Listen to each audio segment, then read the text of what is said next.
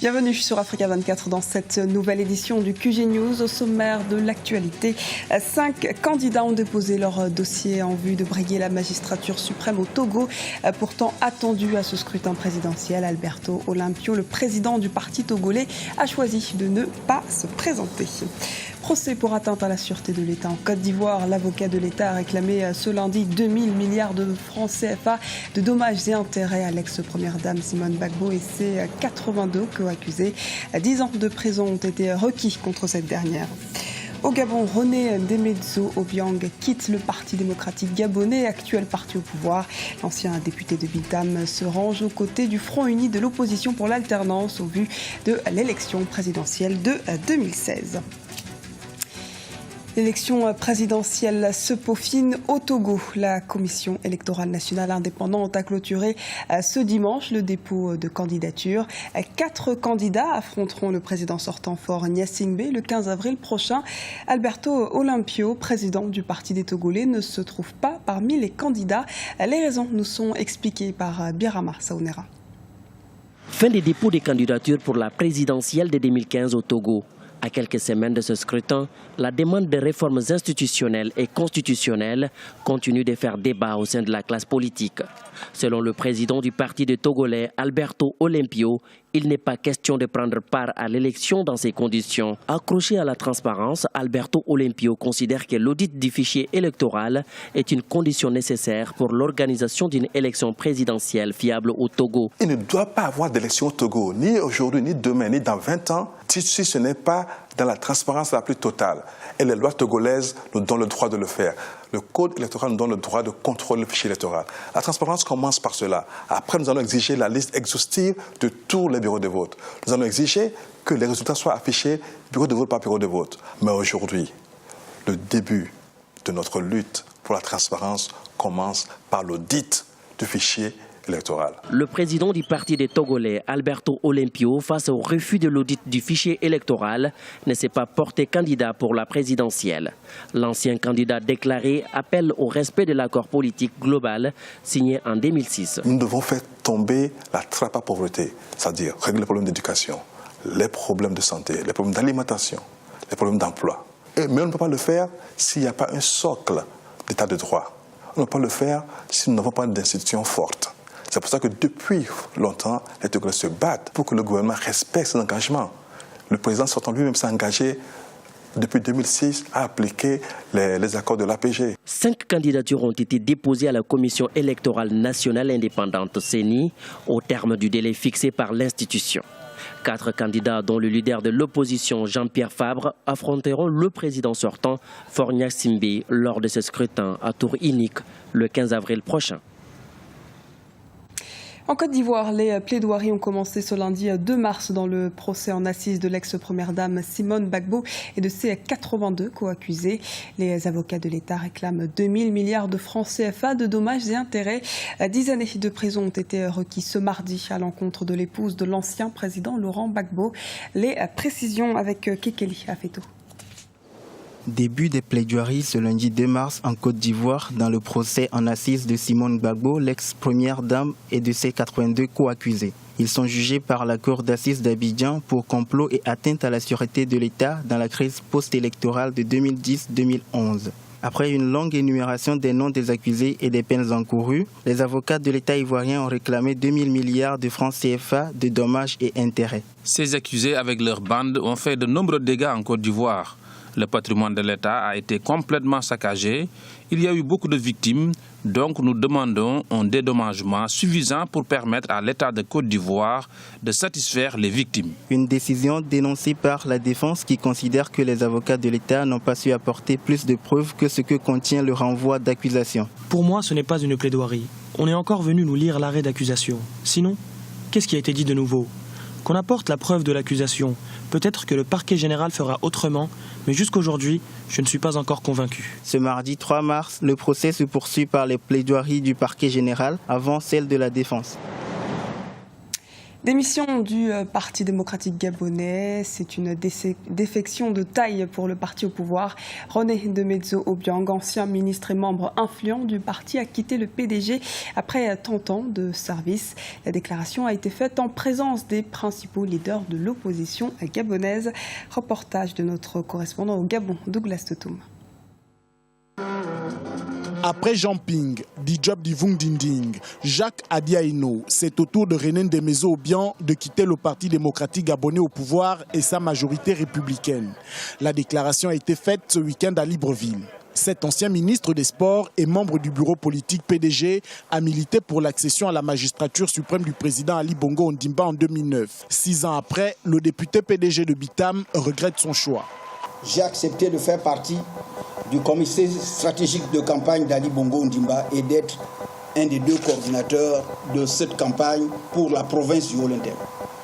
Je demande aujourd'hui, humblement, au peuple gabonais de me pardonner pour cette grave erreur d'appréciation historique. Après 30 ans d'appartenance au PDG, l'homme fort de Bitam change de bord politique et abandonne son fauteuil de député du parti au pouvoir.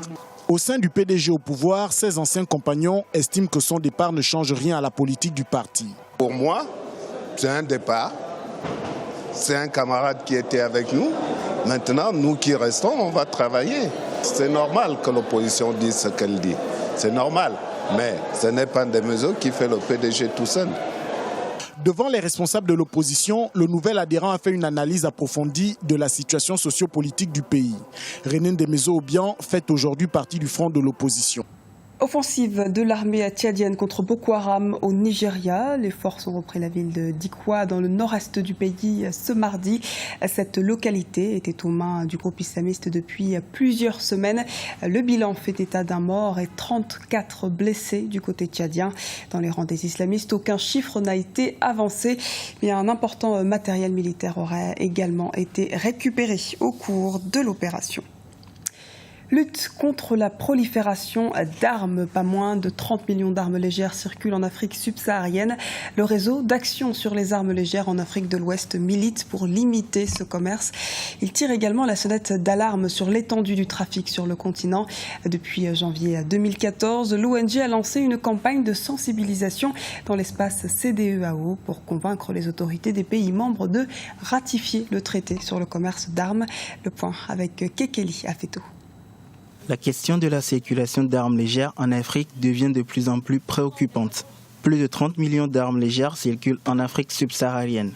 Ce chiffre a été annoncé lors d'une récente conférence du réseau d'action sur les armes légères en Afrique de l'Ouest qui s'est tenue à Conakry, en Guinée. Cette ONG milite pour limiter le commerce d'armes. Pour son président, nombreux sont les facteurs qui favorisent cette gangrène. La raison majeure de cette prolifération aussi est due au fait que nos magasins de stockage d'armes qui existaient n'étaient pas véritablement aux normes internationales, en ce sens que les armes n'étaient pas enregistrées, les armes n'étaient pas véritablement contrôlées. À cela, il faut ajouter la question de la porosité de nos frontières. L'une des raisons de la prolifération des armes aussi en Afrique est due au fait que vous avez dans un certain nombre de pays et les armées étaient politisées et extrémisées, ce qui va sans doute contribuer à une certaine alimentation des groupes ethniques par un camp. Pour les experts, la prolifération des armes fait régner un climat d'insécurité et constitue un frein au développement économique du continent. Les conséquences, c'est la fuite des investisseurs de nos pays, le frein au processus de développement économique et aussi c'est l'anéantissement des processus de développement des infrastructures à caractère socio-économique, notamment les centres de santé, les écoles qui sont fermées. Nous avons connu pendant longtemps la situation des enfants soldats aussi bien en Sierra Leone qu'au Libéria. Avec la Côte d'Ivoire aussi, nous avons vu que la crise ivoirienne a fortement contribué à baisser le processus de développement économique de notre sous-région. Consciente de la gravité de la situation, la communauté économique des États de l'Afrique de l'Ouest a décidé de créer une convention sur les armes légères et de petit calibre. Signée en 2006, elle a été mise en application dans les différents pays de l'organisation depuis 2011. Madagascar à la merci des conditions climatiques. Inondations et sécheresse dans le sud du pays menacent la grande île. Des situations d'urgence dues aux catastrophes naturelles qui ont poussé les autorités à mettre en place des politiques préventives, comme nous l'explique Ibra Khadendiaï. Madagascar est souvent à la merci des conditions climatiques. Près du quart de la population, soit environ 5 millions de personnes, vivent dans des régions à risque. Plusieurs rivières sont sorties de leur lit suite aux récentes intempéries. Plusieurs digues de protection dans la périphérie de la capitale Antananarivo ont même été rompues, exposant ainsi des milliers de personnes à des inondations. Les autorités annoncent 19 morts et plus de 60 000 sinistrés. Les intempéries qui touchent Madagascar depuis mi-février sont d'une ampleur exceptionnelle, à tel point que les inondations actuelles sont considérées comme étant les plus graves depuis celles de 1959. Le manque de moyens prévus à disposition est jumelé à des infrastructures vétustes ou mal consolidées, ont fait que les crues engendrées par les pluies torrentielles qui n'ont pas cessé de tomber depuis 15 jours ont fait que le bilan actuel est lourd, aussi bien sur le plan humain que matériel. Aujourd'hui, les autorités doivent d'une part faire face aux plus urgents, à savoir reloger provisoirement les déplacés et les sinistrés, colmater les brèches au niveau des digues et des barrages et essayer de prévenir la population des risques en cours, car d'autres épisodes de fortes pluies sont à prévoir. Des situations d'urgence qui entraînent le gouvernement malgache à des mesures préventives. Elle exhorte les populations à rejoindre les sites d'hébergement de secours et maintiennent l'alerte rouge, car d'autres maisons fragilisées pourraient encore s'écrouler. À court et à moyen terme, il faut prévenir la propagation des maladies, mais surtout prévoir une réforme sur le plan de l'urbanisation qui pourrait permettre d'endiguer les constructions dans les zones à risque, sachant qu'une grande partie de la capitale est initialement composée de marécages, de zones marécageuses, mais aussi donc d'exiger la mise en place progressive de normes au niveau des constructions, car beaucoup de décès répertoriés sont dus à l'effondrement d'habitations. Les canalisations mal entretenues et bouchées par les détritus obligent également les autorités à penser à une campagne éducative en matière d'hygiène au niveau de la population, surtout dans les bas quartiers, mais également à doter les municipalités de plus de moyens pour le ramassage des ordures et éradiquer les maladies ou autres risques du genre. Le sud de l'île connaît en revanche une période de sécheresse qui menace l'économie du pays. Les évasions d'acridiennes nuisent également à l'agriculture à Madagascar. Ce journal a été réalisé par l'ensemble de la rédaction. Merci pour votre fidélité. Dans un instant, une nouvelle édition de l'actualité sur Africa 24.